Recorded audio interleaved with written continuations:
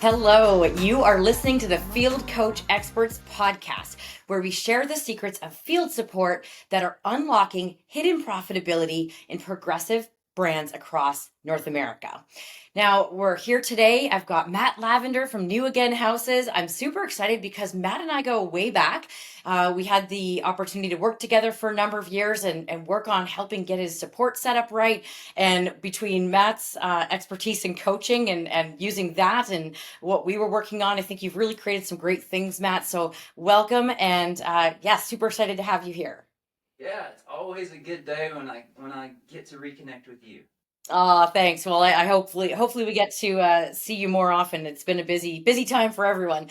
But let's start with, for those who aren't familiar with New Again Houses, it's definitely a unique concept, a unique brand. So tell us what it is, and what makes you different, both on the consumer level a little bit and as a franchise. Yeah, so New Again houses, flipping houses has been largely a mom and pop industry for a long time, and it's just like most businesses, it's really hard to create competitive advantages when you're doing low volume and you don't have professional competitive advantages. And so, what we're doing is empowering individuals to flip 12 houses a year. And so, we create the competitive advantages and try to empower that franchise owner to scale their local business. And when people hear that, their probably first question or objection is, do I have to have a ton of capital? Maybe you can speak a little bit to how that works for people. Is it that they have to have is it a bigger investment, or how do you help them with that? Yeah, so there's certain limitations that keep people from scaling to 12 a year, and that's kind of what keeps them doing just ones and twos. Hmm. And one of those is capital. And so we have actually built our own capital fund internally, and we've built that to over $35 million now. And all it does is it funds our New Again Houses projects around the country. And so by providing the capital sources, it takes one of those constraints to growth. It helps with that. But that's capital is one of the constraints, but there's other constraints too, like lead generation, analysis, and the construction itself, because we're doing a lot of construction. That's the core of our business, and that's a lot of projects going on at one time, and so trying to create competitive advantages in all of those pieces for our franchise owners is what we do as a franchisor. Which makes so much sense that support is even more important for a brand like yours, where there's a lot of moving parts. A lot of brands do have a lot of moving parts, but there's definitely more simple businesses out there. But because there's just such a great opportunity with what you're doing, and people, I think you tap into people's passion a lot. I think it's great that you're really concerned with the proper support. And I want to touch on the fact that the reason we met, I remember when we first met, you were saying that, and this was a bunch of years ago now, you were saying we're trying to figure out support, like, and this is what we find most franchisors, especially at the stage you were at. I think you had about 25. Does that sound about right? 25 franchisees? I think it may have been in the teens at that point. Oh, okay, okay. But you're feeling that pain point of, like, wait a minute, what Yeah. is, like, what are we supposed to be doing, and why isn't it working? And I think, if I remember correctly, your home office team was feeling like overwhelmed and burned out, and Yeah. not that that's your fault, but that happens a lot in franchising. And I kind of remember you thinking, do we need a ticketing system, or what we need? Can you talk about that a little? Can you take us back? Do you remember Yeah. those feelings and what was going on? Yeah. Every franchise concept is unique. And I would argue every one of them is uniquely difficult. Like I haven't met anyone that said, "Oh, I've got an easy one." Like this has been easy for me. They're all uniquely difficult. Like ours is difficult in different ways because we're not making the same hamburger over and over and over again. Every one of our projects is unique. But there's not many of those projects, right? Like we're not doing a lot of volume, but all of our it's every one of them is uniquely nuanced and difficult. So it's hard to replicate projects. So that makes our concept a little bit uniquely difficult, but making the same hamburger 1,000 times a month, that's has different difficulties. Like none of them are none of them are easy. And if I go back to that moment where we met, I think I was naive in a lot of the same ways that most people that start a franchise are naive, in that I thought that a franchise would be making whatever it was you did, you expand it to something bigger. Like you take whatever you do and then you just do that same thing and just do more of it. And I think that is a large misconception, and it is so wrong, because being a franchisor really has very little to do with whatever the product was that you built as an owner operator, right? You Like, right? Like you are good at yeah, that. Now you're doing something. yeah, yeah. But the skills, those skills that make you good at construction management or development or running a restaurant, like those skills are great, but they are not you the skills you need to build a franchise are completely different than those. So hopefully whatever leadership and skills you've developed there will help you learn these new skills, but it is not like those skills do not transfer. Like this is different. And so at that point, you get to 15 locations, say, and you think, oh well, this is an extension of my business. And then you start realizing, oh no, it's not. This is a coaching business. Like franchising is not whatever your product it is a coaching business. You are coaching people to do something that they've never done before, right? And to help them become really, really good at it. So like I I remember when we met, I thought I'd never thought of franchising as a coaching business. I never thought the word coaching never was part of my thinking about what the franchise business would be.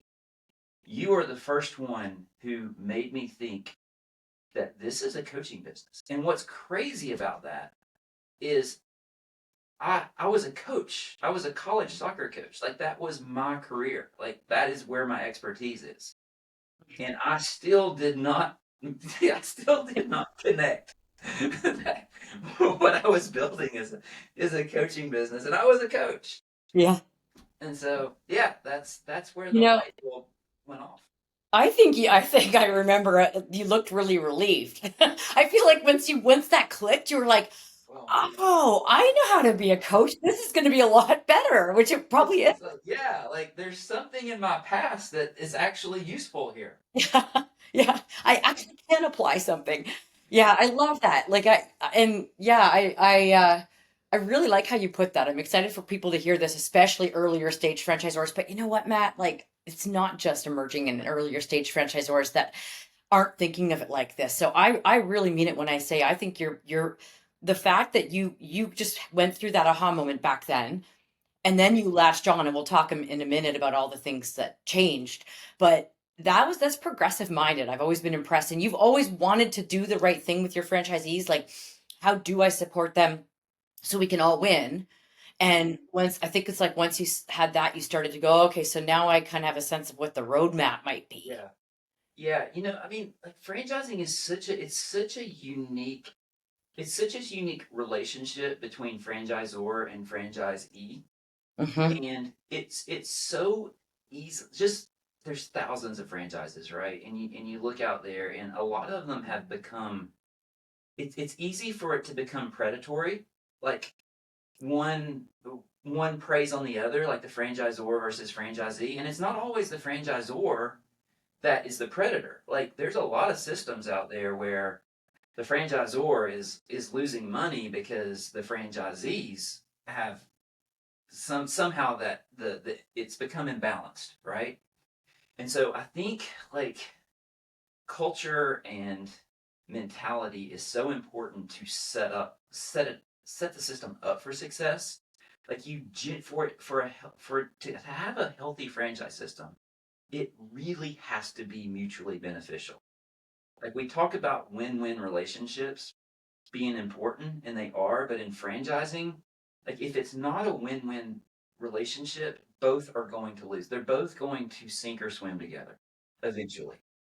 Yeah, you're right. It's so all or nothing. And it's interesting. I notice, so you've been to our roundtables many times. We've got the foundations roundtable, which is for brands with under about 100 locations, or they don't have support really properly set up yet, or set up at all, or they're working on it, or they're Yeah. they're in that phase. And then the leadership roundtable is franchisors typically with over about 100 or support as well set up.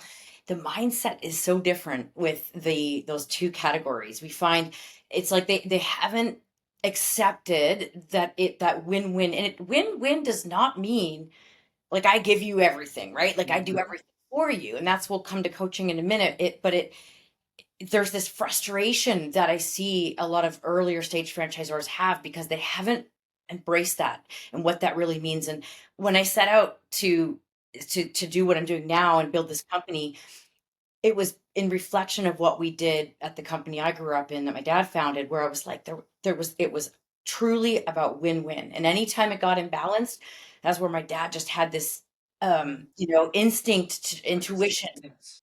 Yeah. And I feel like you have that, which is really, really neat. So, and one thing, so we talk at AC Inc. a lot about, we use, I'm not sure this is I forgot to say the topic of the episode, but consulting versus coaching.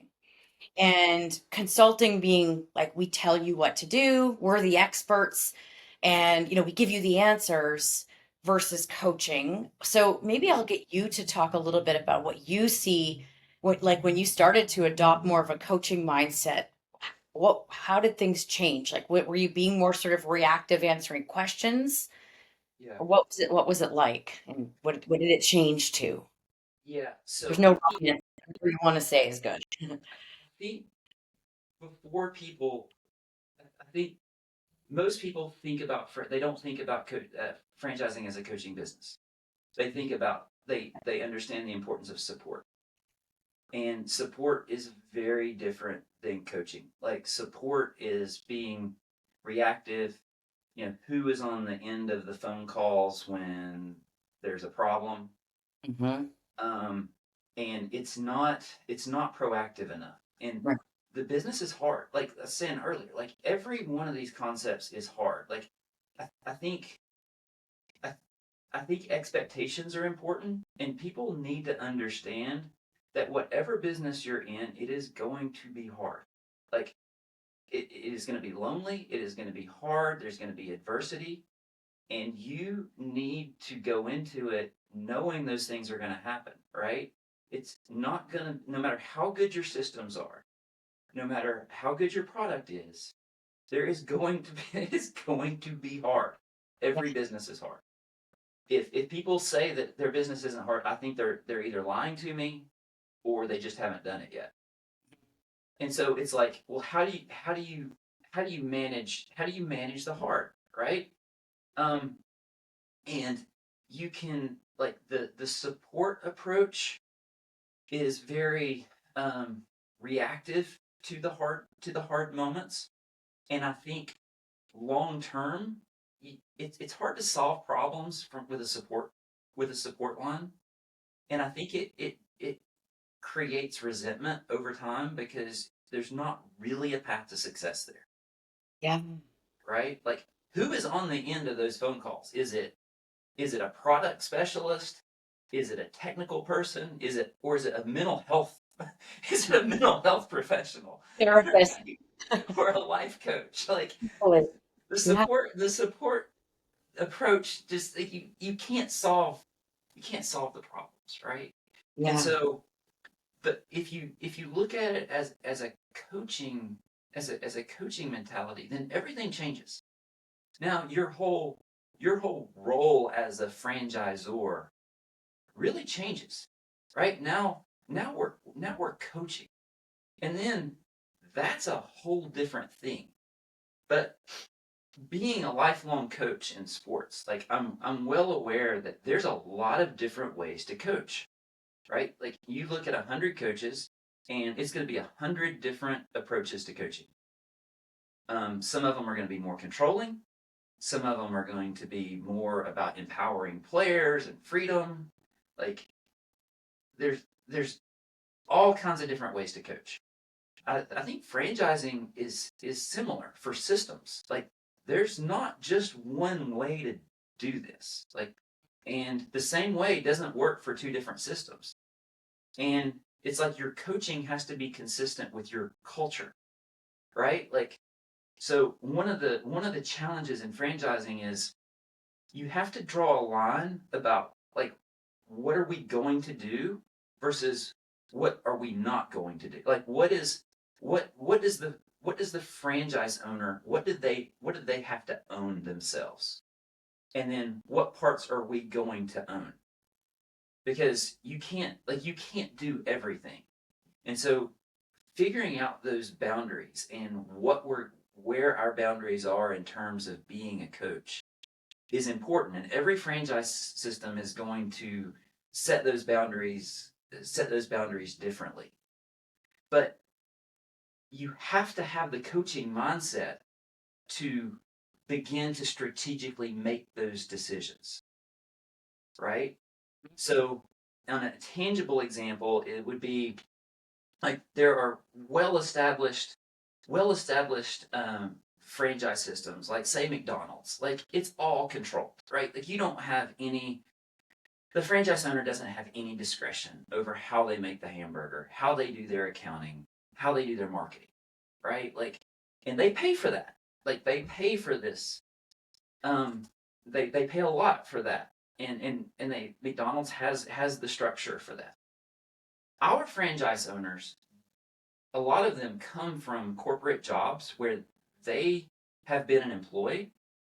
They don't want to be an employee here. Like they want to own their own business. They want to lead their own team, right? And so they don't want to be controlled, and we don't want to control them. We want to empower them. So, but that comes with responsibility. So on part of the franchise center. So take something like accounting, right? So that's one of those decisions that a franchise system has to make. Like, how much ownership are we going to take over a franchisee's accounting systems? And they're right, like that's a big step. If we control that, then we have to support that, and then they have to pay for that. And so that's an example of like we draw the line there. We don't want to be in accounting, so we have them have their own CPA partner, and they're responsible for their own accounting. We'll support it. We'll provide a template, the charts of account, but we have to draw the line. But that's a tangible example. But there's so many examples of where you draw those lines. So then it's like, what as a franchisor, if I'm not going to be do their accounting for them, then where do I add value, right? And so that's where we focus our energy. And for us, that has become over the years one of those things is coaching. And so very proactive coaching. Love it. It's just to get even a bit more granular on the word coaching, because you and I fully understand that word, and maybe even we see it a little different. We don't even necessarily know, but we have a sense of what that means. Yep. Some people hear that word and they don't.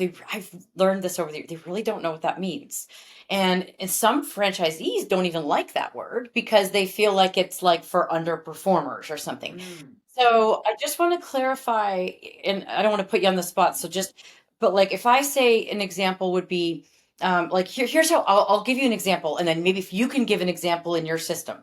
So here's the difference. Consulting is, franchisee shows up on a call with the support person, and blah blah blah. I have all these problems, and like fix this, and my POS is down, and my all this is going on, and the field support person either does it for them, fixes it for them, or tells them exactly what to do rather than teaching them how to fix the problem. Like it's Yep.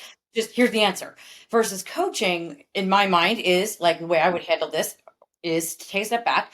Okay, Matt, pretend you're the franchisee. Okay, Matt, well, hold on a minute. Like, let's just talk about where, if I weren't here right now, how would you solve this? Like, where would you start to look for answers? And look at like how can we make it so that when you have a problem like this, you don't need to wait for me and you can solve it on your own. That's one thing. And then I also the proactive. I want to get into kind of the goal setting in a minute, but is that along the lines when we talk Yeah, coaching? You're yeah. saying, I think everybody would have their own nuanced view of what a coach is, but I do think there are universal concepts for successful coaches.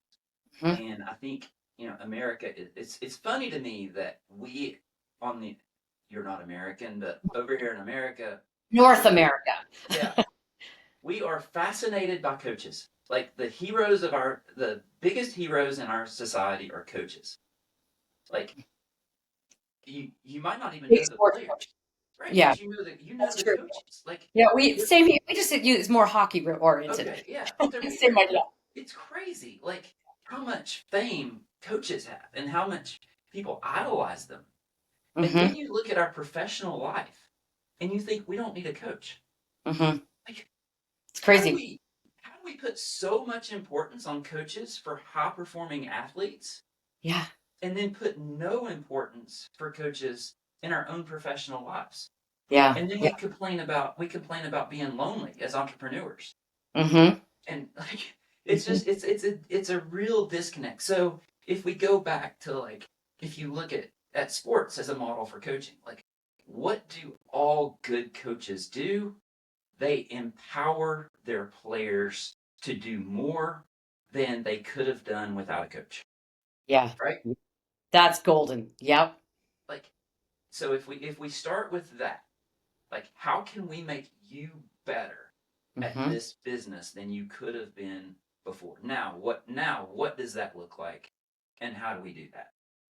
Yeah, yeah, exactly. Well, let's talk a little bit about as oh man, I want to stay like on this, but I have all these other Mhm. things in my head. So sort of segue a little bit into so with coaching, you talk about being proactive and unlocking, the potential really is Yep. what I'm hearing of that individual, that franchisee or athlete or whatever. And one of the things that we did in our early work together was helping you find your first Hmm. FBC, franchise business coach, Yep. and he's incredible. And he's still with you to this day. Um, do you want maybe just talk a little bit about what you? I mean, we worked together on this, but what we looked for together in that person, Yeah. and like what sort of the DNA that makes a successful person in that role. Yeah. I would say the first thing is understanding yourself and the culture of your own system. Like you have to really understand who you are and who you're not, right? Like what are your value what is your values? What is really important to you as a system?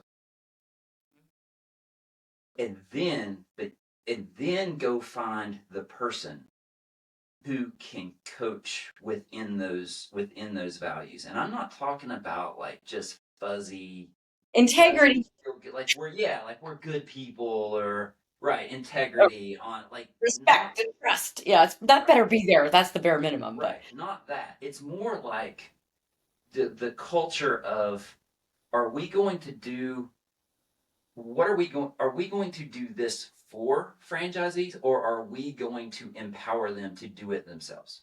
maybe also a culture of accountability, like that Yeah, kind of thing, and right? and Of and performance, right, and ability. right, and how are we going to hold them accountable? But also, like, how do we hold ourselves accountable? Hmm.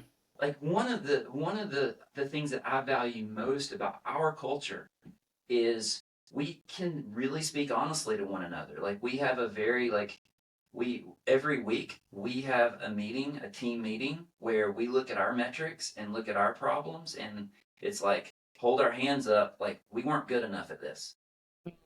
And that's a rare thing. Like most people get defensive with that. And when I operate outside of our system, I appreciate it like in real life because you try to do that outside our walls and people get so defensive. Because they get in trouble.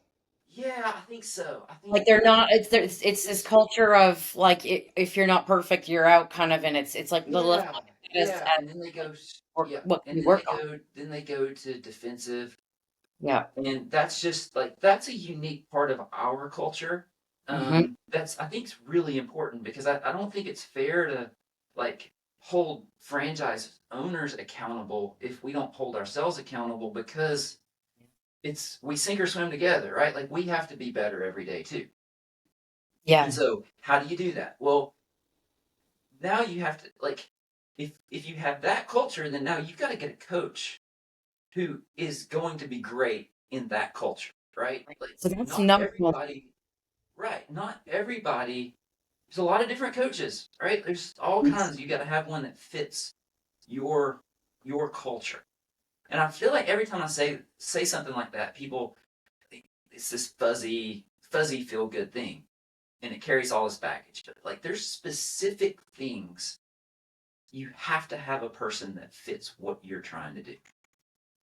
Well, I think what makes it not fluffy is when you define, like you just did, the things that make your culture, Yeah. and that, like things like the culture of accountability and transparency and performance and these things. So that doesn't sound fluffy at all when Yeah. when you Yeah. add that into what that's Hmm. the problem is, yeah, some people hear the word culture and they're like, we'll worry about that later, but you Yeah. get in trouble if you do it that Yeah. way. So Uh, for us, like it's got to be, it had to be a person who had enough self confidence that they weren't threatened every time we said this isn't good enough, yeah. right? Like, Yeah. and when they weren't good enough, like we're all like, if we're performing at a high level, you're never you're never good enough, right? Yeah. Like Yeah. the professional athletes never feel like they're good enough. Um, Right. but Yeah, because like, they get better all the time, right. right? But the difference between them and normal people is they're constantly holding their hand up and saying, I wasn't good enough. I'm going to get better this week. And they get Yeah. back on the practice court. So for us, we have to have coaches who are able to do that themselves. Mhm. Like, can they be in that meeting and Their and hand back. hold their own hand up? Yeah. Can I do that? If Mhm. we want franchise owners to do that, then our True. coaches have to do that. And so Mhm. that's why I think the culture is so important. And when we first talked, it was like, all right, so how do we find these coaches, and where do we find this first coach? Mhm. Like, who is it? And I think most people would go straight to the franchise industry, Totally. and they Yeah. would get someone with initials after their name that had franchise experience and all these different systems. And I was really hesitant to do that. Mhm. That's the easy solution in Mm. some ways. Mhm. It's the easiest way to find someone. Yeah. And I remember you, I really appreciate that you didn't encourage us to do that. And it's Mhm. like, well, if you don't, because those people are expensive. Yeah. And just because they've had success in one brand and one culture doesn't mean they're going to be successful in our culture, right? Mhm. So it's like, all right, if we're not going to go fishing in that pond, where do we find a franchise coach? And we're located in a rural area. So it's not like a city where there's people walking down the street with a lot of franchise experience. And for us, like, we didn't want to do virtual. On our first coach, we wanted the person to be in the building day to day, eating lunch with us, like really understanding the values. So where do we find that person? So we targeted area people with experience in area managers in retail. So like big box retail, like Best Buy area managers. Because what they've done is transferable, because they go and they coach up store owners, or not store owners, but store Yeah. managers, right? And so that experience is very transferable. And so our first two coaches had no franchise experience and very little real estate experience, but they had coaching experience. And I would say the right like we always say that there's the DNA, Yep, some DNA and some skills that you look for. yep, And we always say that, like, yeah, you can teach the real estate side of, you can usually yep, teach the brand, the business yep, and the brand. And yep, the thing is, they need to understand it, but but as you grow, often you have somebody that's going to answer the questions about the operations anyway, and the coach is going to be their business coach that has to understand it, but maybe not get into the technical operations. So those traits that, yeah, I loved that you were so progressive in that you were comfortable with that. We see so many franchisors do exactly what you said. They go out and they think, oh, I don't have any franchise experience with like the support side, so I'm going to go get somebody from franchising. Well, not only, like you said, they might not fit your culture, but they might also not have been successful in that other franchise. Like, just because somebody worked in a restaurant, one restaurant, does that mean they're going to be a good server? Like, that doesn't say anything, right? So I love that you knew what you were looking for. And it seems, and you've grown, you've got multiple coaches now on your team, which is amazing.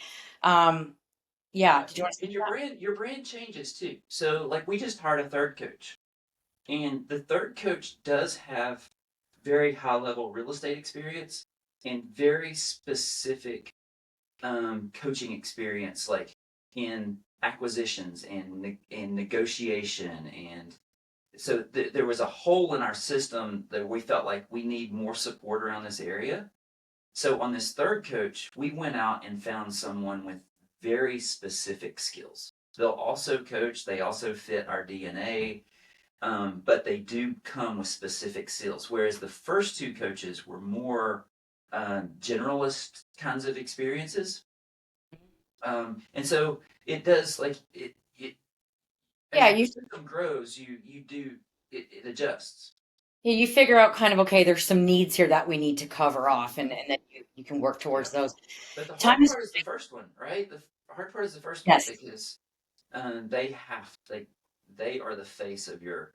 We refer to that first coach as like the point of the spear. Like that is the point of contact that the franchise owner has with all of our systems, all of our everything comes through that one. Cause it's a huge responsibility. It is, and yeah, I can't emphasize enough that you knew that the culture piece is the number one, but you knew that you needed certain DNA, and in that you could teach. What we always say is, and this I remember back then, is if you find the person that has, I hate to use this people skills because it sounds so fluffy, but the emotional and social intelligence skills, I'll say, if you can find that they've got some degree of that and they understand people, and that's what having been a coach would do, Mhm. then they can quickly understand franchising a lot quicker than Mhm. somebody that doesn't have that experience and starting with some of that DNA. Yeah. It's the same sorts of dynamics with franchise owners too.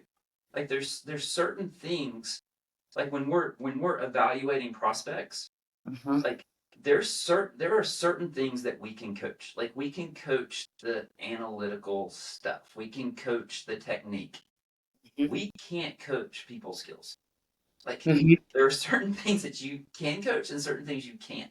mhm. And it's like being aware of that and making sure you bring in people with the things that you're not set up to coach. Yeah.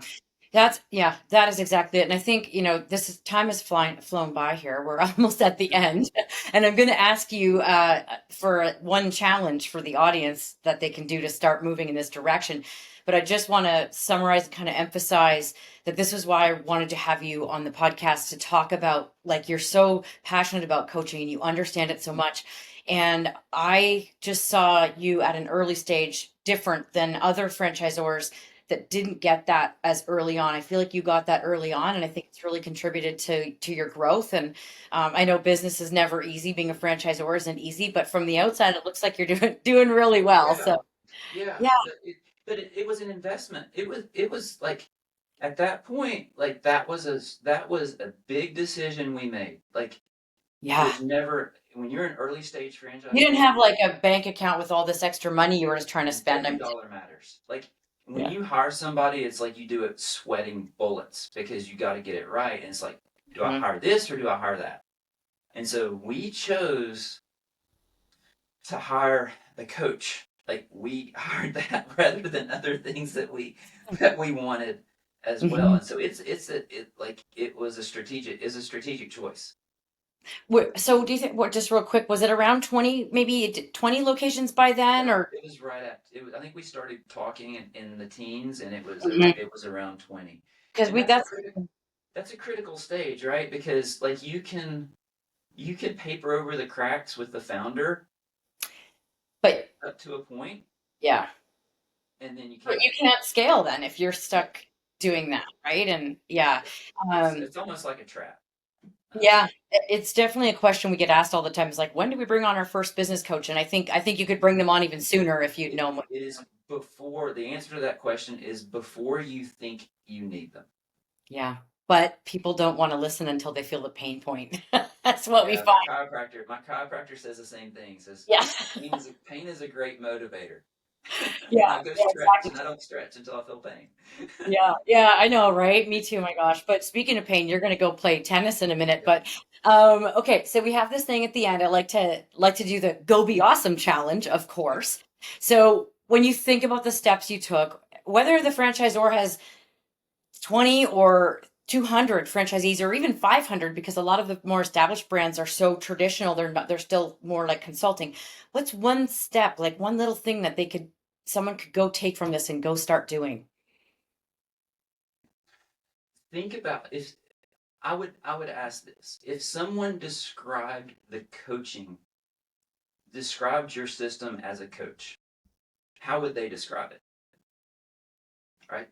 Like we're all experts at evaluating coaches in basketball and football, and everybody's an expert at that. If someone were looking at our system and describing our system that we built as a coach, what how would they describe it?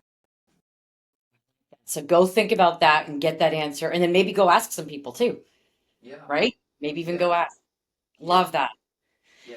And if the answer is they wouldn't even think about us being a coach, well that's probably the case for a lot of franchise systems, I would guess. Yeah. Okay. Well, that's good. I love it. Thank you so much, Matt. I feel like we're definitely gonna have to do this again Yeah, sometime. for It sure. feels like that just flew right by. And this is our new podcast that we just relaunched, the Field Coach Experts. So thanks, Matt. I can't wait to watch your continued growth. If you're listening and you're ready to join the modern, high performing brands that are coaching, not just consulting and answering questions, and actually seeing results in franchisee growth and satisfaction, reach out to us at fieldcoachexperts.com or solutions@fieldcoachexperts.com. If you're not sure if you want to take a big step forward, we also have our roundtables that are free. So Yeah. do that. Yeah, Matt, you've been Yeah, to the. and those roundtables were critical. Like we brought in people without franchise experience, Mhm. and a lot of how they learned to coach in a franchise system was through your roundtables, because we sure didn't know how to teach them to do that. Love it. And they're free. So, Yeah. so yeah. Okay. So until next time, everyone, go be awesome.